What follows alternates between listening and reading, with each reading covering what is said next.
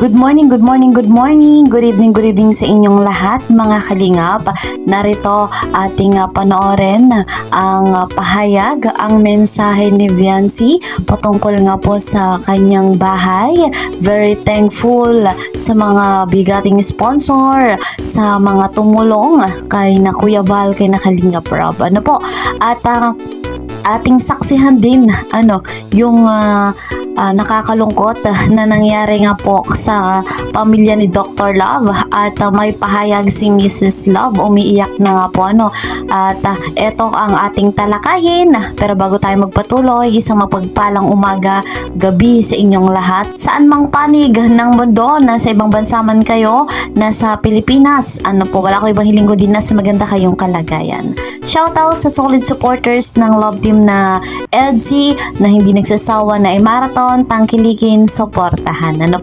At shoutout din sa mga kasamahan ko dyan sa Karepa, Kalingap Reactor Partner. And of course, shoutout sa mga walang sawang sumusuporta sa mga bigating sponsor. Hindi nagsasawang suportahan ang love team na EDSI. And of course, mega love shoutout kay Kuya Val Santos Matubang, kay Ate Edna Vlogs, Kalingap Rob, and Madam Jackie Tapia. Ayan. Ako yung lingkod, laging naglalambing. Please po support my channel, Kalingap Kel. Like and share my videos, and don't forget, para po lagi kayong updated sa mga ina-upload kong video, click the notification bell. Eto na mga Kalingap, ating saksihan yung pahayag ni Viancy patungkol nga po sa kanyang bahay. Ito, credit to the owner of this video, Kuya Val Santos Matubang. Hello, Biancy! Ayan, napanood ko yung pag-repair ni Kuya Val doon sa kwarto mo. Kumusta? Anong masasabi mo doon sa kwarto mo? Ano masasabi mo doon sa kwarto mo? Si Kuya Val. Dahil po, Kuya Val sa pag-asikaso po ng pagod. Ano lang naman po yung isabi na lang lang kumbaga doon ang problema. Pero parang binago na po lahat. Mas lalong pinapaganda po nila ngayon. Kaya thank you din po sa mga sponsors. Patuloy pa pong nagsusuporta po sa akin, sa family ko. Siyempre, sa Team Kalinga po, sa mga nagsumusuporta po sa Team Kalinga. Thank you so much po sa inyo lahat. Wala nang tulog. Hindi mahimbing na ang tulog mo.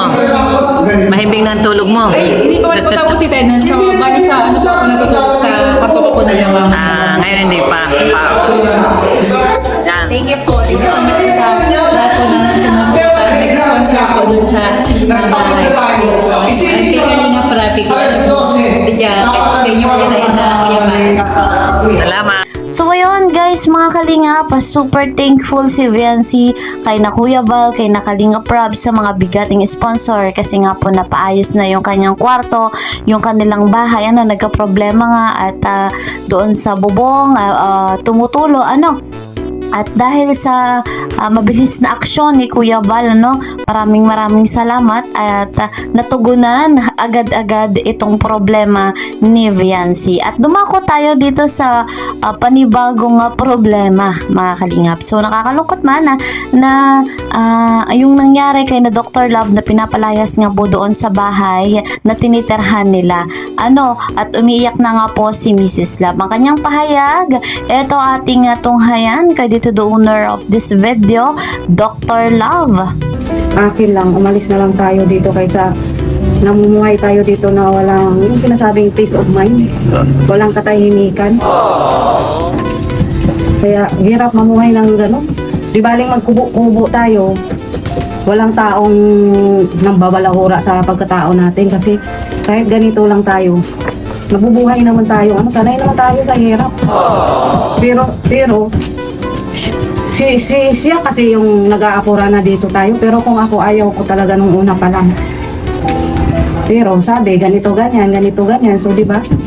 Nag-i-report ako dyan sa mga bulaklak yan. Pero hindi ko iwan yan kasi pinaghirapan ko yan.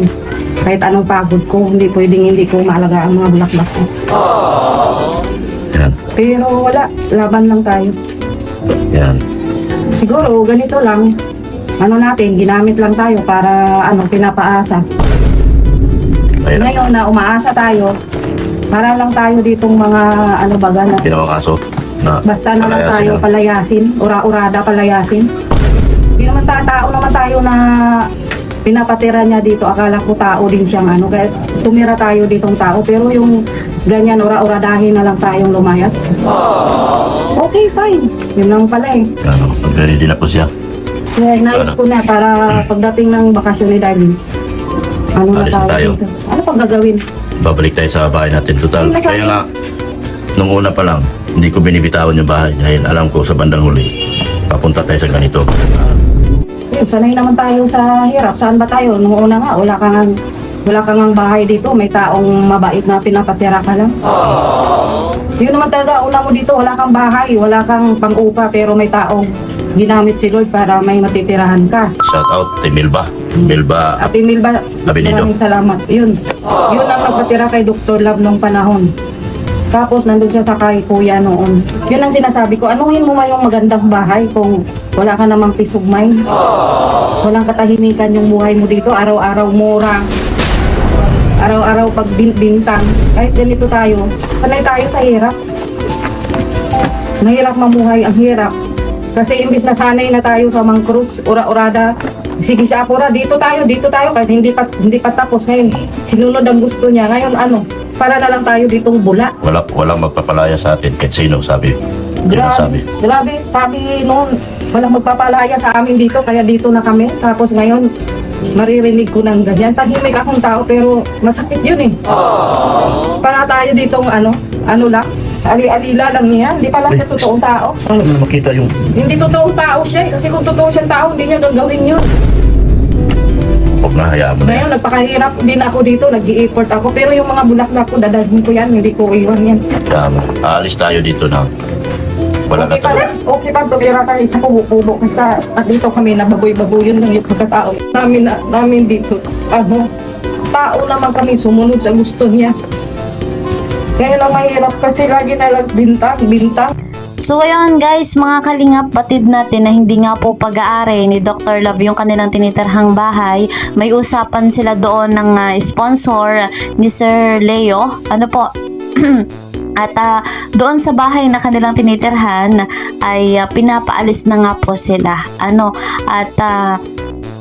Dahil nais nga daw pong ibigay ng sponsor na para kay Viancy na po yung bahay na tinitirhan nila Dr. Love. So, kung ano man ang pag-uusapan nila, lalo pang uuwi nga daw po yung magkakaharap-harap nga daw po yung team ni Sir Leo ay magkakaharap-harap kasama sila Dr. Love patungkol nga doon sa bahay. So malalaman pa natin ang mga kasagutan at nakakalungkot man, pero ang mas may karapatan nga po doon sa bahay ay yung mismong nagpagawa, si Sir Leo D. So malalaman pa mga kalingap, kasi nga may usapan daw po si Dr. Love at yung sponsor doon sa pagpapagawa na halos nga po 4 million yung nagastos doon sa bahay. So yun nga po yung update.